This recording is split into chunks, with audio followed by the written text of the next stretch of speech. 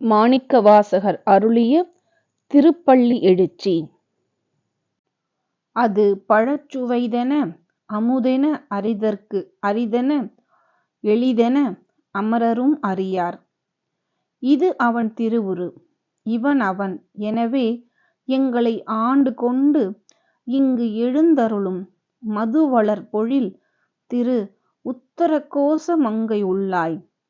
திருப்பெருந்துறை மன்னா, எது எமை பணிகொள்ளும் ஆறு, அது கேட்போம் எம்பெருமான் பள்ளி எழுந்தருளாயே. பழத்தில் இருக்கும் சுவை போல உள்ளவன், இரவாமை தரும் மருந்தை போல அமுதமானவன், அரியவன், பக்தர்களுக்கு மிகவும் அருகிலே இருப்பவன், மிகவும் எளியவன், தேவர்கள் முனிவர்களாலும் கூட எளிதில் காண முடியாதவன். அவன் எந்த உருவில் எப்படி இருப்பான் என்று யாராலும் கணித்துப் பார்க்க முடியாதவன். அவன்தான் சிவன் மற்றும் இவன்தான் சிவன் என்று யூகித்து பார்க்க முடியாதவன்.